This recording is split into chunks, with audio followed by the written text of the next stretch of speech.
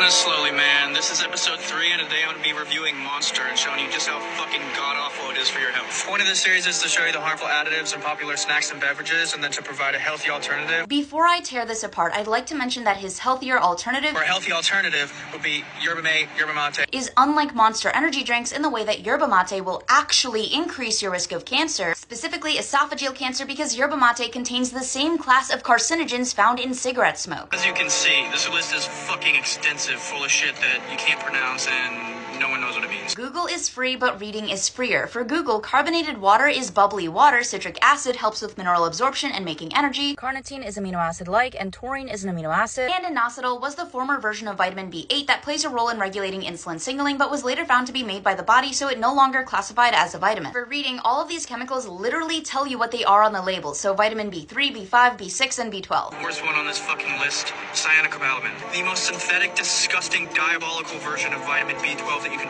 absolutely have. Your body's process of breaking down cyanocobalamin is completely inefficient and ends up leading to trace amounts of fucking cyanide being released inside of it and in your organs, bro. Cyanocobalamin is not some ineffective synthetic demon. Cyanocobalamin is just as effective as other forms of vitamin B12 for preventing B12 deficiencies in otherwise healthy adults. Almonds and fruit juice will confer more cyanide than the cyanocobalamin in your Monster energy drinks. Moreover, the cyanide that is a part of cyanocobalamin is so harmless that in patients with cyanide poisoning, hydroxycobalamin is literally considered an effective treatment because it turns poisonous cyanide into cyanocobalamin. The process of making this shit is diabolical and fucking disgusting. They take waste sludge and then treat it with cyanide and cobalt salt. Cyanocobalamin is not made in waste sludge. It's primarily made by bacterial fermentation, the same process used to make supplements like vitamin C, K, and B2. Sucralose. If you don't know, this shit's an artificial sweetener, and though it's been marketed as quote-unquote safe, research has shown that it fucks with your gut microbiome balance. The gut microbiome is largely mysterious because there's so many variables that have a significant effect on the gut microbiome that researchers have trouble isolating variables to obtain reliable data. So we don't even know what a truly balanced gut microbiome is, let alone whether the effects of normal sucralose consumption on the gut microbiome are good or bad. Contributes to insulin resistance. There's no clinically relevant evidence suggesting that sucralose negatively impacts insulin sensitivity. In the same way that there's many variables that affect the gut microbiome, there's many variables that affect insulin sensitivity. Since there are mixed results from human trials testing the effects of sucralose on insulin action, we cannot jump to the conclusion that sucralose will have a clinically relevant negative effect on people who are already leading a healthy lifestyle. Long-term consumption and exposure has been linked to leaky gut. In addition to being unable to confidently diagnose leaky gut as a condition, current scientific evidence is so spotty surrounding leaky gut we don't understand how it's caused, let alone being caused by sucralose. Benzoic acid, which is a preservative. When combined with vitamin C, it can create benzene, which is a known carcinogen. Vitamin C does not directly decarboxylate benzoic acid to produce benzene. Hydroxyl radicals and a low pH does. The specific conditions and chemicals required for the decarboxylation of benzoic acid to occur are not frequent or common in your Monster energy drinks or in your body. You're probably getting less than 1 parts per billion of benzene from one energy drink, and that's significantly less benzene than what you'd get from smoked salmon. Considering my odds of esophageal cancer will be 2.5 times higher drinking his healthier alternative, I think I'll stick with the Monster energy drink.